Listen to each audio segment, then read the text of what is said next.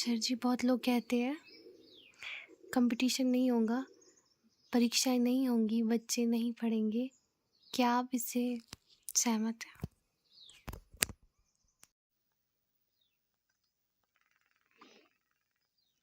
हाँ, ये अभी अचानक आप किसी स्कूल में, ये जो मेन स्ट्रीम स्कूल्स हैं, किसी भी स्कूल में बच्चों को बोलो कि भई परीक्षा नहीं होगी, परीक्षा नहीं होगी, तो हो सकता है बच्चे ना पढ़ें। उसका कारण ये है कि बच्चों को रुचि तो वहाँ होती नहीं पढ़ाई में। जहाँ कॉम्पिटिटिव वातावरण है बहुत ज़्यादा, तो वहाँ डर के ही कारण बच्चे आगे बढ़ेंगे। आगे बढ़ने का मतलब कि वो जो भी किताबें उनके सिलेबस वगैरह में हैं, वो तभी पढ़ेंगे क्योंकि वो बोरिंग किताबें हैं, सिलेबस बोरिंग है, पढ़ाने का ढंग टीचर्स का बोरिंग है। अब कोई ऐसा काम है जो कि बिल्कुल आपको पसंद नहीं है, आप कब करोगे? जब कोई डर होगा या कोई रिवॉर्ड होगा कि भाई इसको करने के बाद आपको इनाम मिलेगा। ऐसे ही परीक्षा भी है। अब जो कॉम्पिटिटिव खेल हैं, जितने खेल हैं वो भी तो कॉम्पिटिटिव है ना, तो उसमें क्यों करते हैं लोग मेहनत? क्योंकि रिवॉर्ड है, वाह-वाह है और उसमें कइयों में तो इनाम मिलता है, पैसा भी मिलता है। ये जो इंटरनेशनल गेम्स हैं, क्रिकेट वगैरह, इसके पीछे बहुत-बहुत पैसा भी है। तो कोई ना कोई रिवॉर्ड। अब उसका रिज़ल्ट क्या है? उसका रिज़ल्ट ये है कि कोऑपरेशन कम हो जाएगा। कॉम्पिटिटिव जहाँ माइंड ज़्यादा है, वहाँ कोऑपरेशन कम हो जाएगा। क्या सही है? पहले तो हमें गहरे में जाना पड़ेगा। स्कूलों की बात अगर है कि विद्या हो रही है यहाँ, सा विद्या या विमुक्तये, हमारे ऋषि-मुनियों की तो ये परिभाषा है। और अभी जो आधुनिकतम विज्ञान है और जितनी रिसर्च हो रही है, वो लोग यही कह रहे हैं कि ये परीक्षा अच्छी चीज़ नहीं है। बहुत छोटी कक्षाओं में तो डैमेजिंग है। छोटे-छोटे बच्चों को ये जो ज़बरदस्ती परीक्षा, क्योंकि उसके पीछे बहुत ज़्यादा तनाव है। बच्चे के पीछे टीचर्स अलग से पड़े रहते हैं, पेरेंट्स अलग से पड़े रहते हैं, तो पढ़, पढ़, पढ़। कई बार बच्चा स्कूल से घर आता है थका हुआ, उसको फिर ट्यूशन पे भेज देते हैं। तो बच्चों के अंदर बहुत ज़्यादा स्ट्रेस है। कुछ-कुछ बच्चे गोलियाँ भी खाते हैं स्ट्रेस के कारण।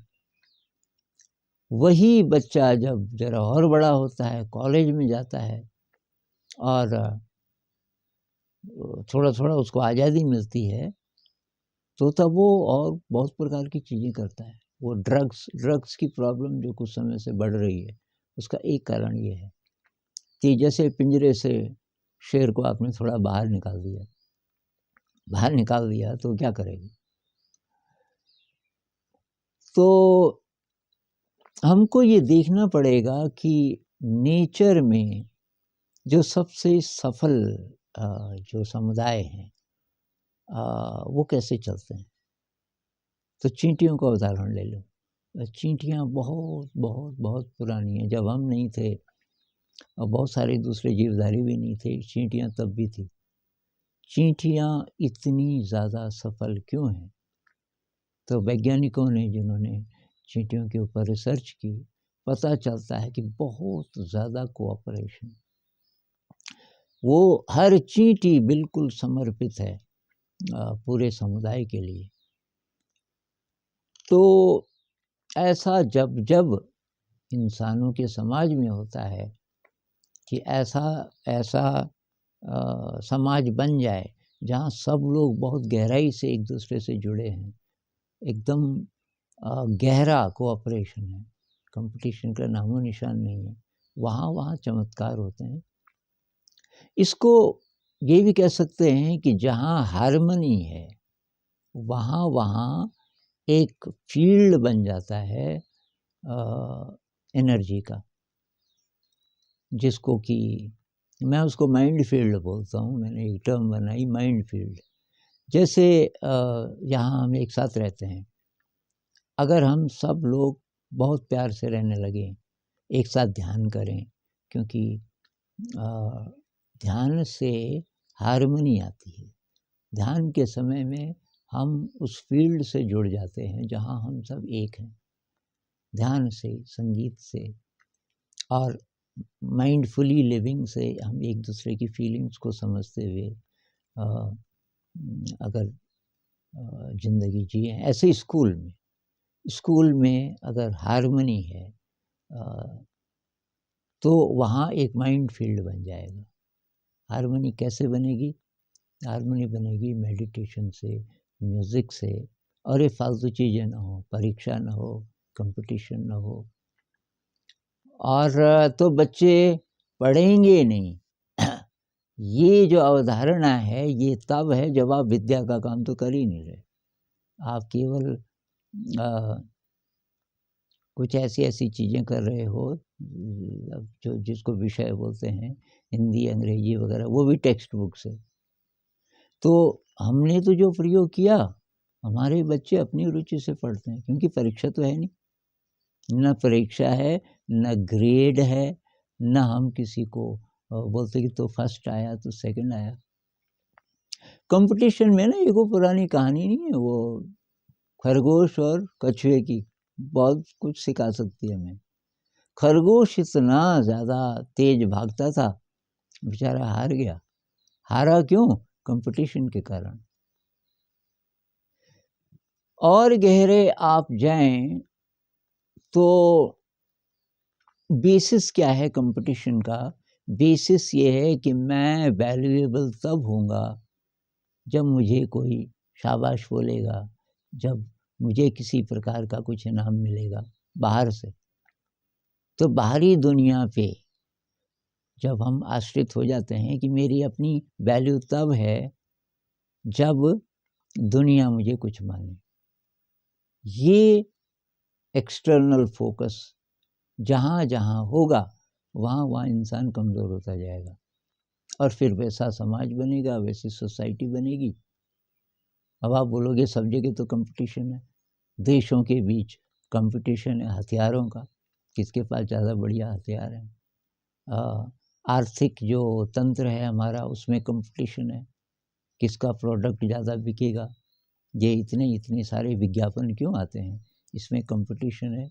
बिल्कुल सही बात, क्योंकि हमने दुनिया ऐसी बना ली है जिसमें विकृति है, और इस विकृति के कारण ये सब है, ये सब कंपटीशन है। हमारे खान पान में कंपटीशन आ जाता है कि कोई गरीब बच्चा है और उसको सपना है कि कोल्ड ड्रिंक पीते हुए मैं हीरो लगूंगा। अब वो कोल्ड ड्रिंक तब उस समय पी रहा है जब उसके एक दो दोस्त भी उसको देख रहे हैं, और जो कोल्ड ड्रिंक नहीं पी सकते और ये उनको दिखा के पीते हैं। ये जो दिखाने वाला होता है, खान पान से, मकान बनाने से, ये गाड़ियाँ गुड़ियाँ वगैरह खरीदने, सामान खरीदने से, बातचीत से कि अंग्रेजी जो बोल सकता है तो मतलब ज़्यादा अच्छा है।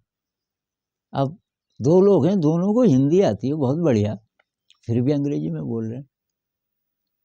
तो भाई क्यों बोल रहे हो अंग्रेजी में? और इतनी अच्छी अंग्रेजी भी नहीं है, फिर भी कैसी भी आती है, लेकिन अंग्रेजी ही बोल रहे हो क्यों? क्योंकि वो अच्छी मानी जाती है। तो ये अब कब से शुरू हुआ? परीक्षाएं तो कहते हैं कि ये एक अंग्रेज ने शुरू की, हेनरी फिशेल कोई था, मैं थोड़ा रिसर्च कर रहा था, तो 19th सेंचुरी में उसने इन्वेंट की। उससे पहले ये परीक्षाएं वगैरह नहीं होती थी। अब कुछ लोग बोलते हैं जी मैकाले जी ने ये किया वो किया। अब कब किया? तो बहुत पहले की बात है, उसके बाद तो हम आज़ाद हुए ना। तो देश जब आज़ाद हो गया था तो तब हमने क्यों नहीं पता किया कि हमारे देश में तो विद्या के लिए पूरे विश्व में फेमस था। हमारा देश सबसे आगे था। यहाँ तो नालंदा विश्वविद्यालय था, तक्षशिला था, तो उसका इतिहास पता करें कि ये तो जब देश आज़ाद हुआ तो सिलेबस में इन्होंने इन चीज़ों को, इन लोगों को क्यों नहीं रखा जो हमारे देश के हैं? तो आर्यभट्ट को क्यों नहीं रखा? आर्यभट्ट का नाम हमने सुना ही नहीं था जब तक हम अब तो फिर एक वो अंतरिक्ष में सैटेलाइट भेजा गया, उसका नाम आर्यभट्ट। तो ये है बरहामिर, एक से एक विद्वान है। हमारे वेदों में क्या लिखा है, कहते हैं पाइथागोरस जो प्रमेय है वो तो ऋषि बौधायन ने कब ढूंढ लिया था, 8th सेंचुरी BC से भी पहले। ये सब क्यों नहीं हुआ? तो शायद चलो नया नया देश बना था, अभी कॉन्फिडेंस नहीं आया था, ये कारण हो सकता है कि जब हम एक बार जरा खड़े हो जाएंगे अपने पैरों पे तो तब हम, लेकिन नहीं हुआ, अभी तक भी नहीं हुआ। तो कुल मिला करके जो विद्या है, पहले तो हमें ये पता करना पड़ेगा कि सा विद्या या विमुक्त, ये ऐसी विद्या का काम हम कर रहे हैं जो कि मुक्त कर दे हमें तमाम विकारों से। विकार क्या हैं? तो कंपटीशन भी विकार है, कंपटीशन भी विकार है, और बाकी विकार हम जानते ही हैं, तमाम नेगेटिव इमोशन वगैरह वगैरह। तो विकारों से मुक्त कर दे ऐसी शिक्षा होनी चाहिए थी।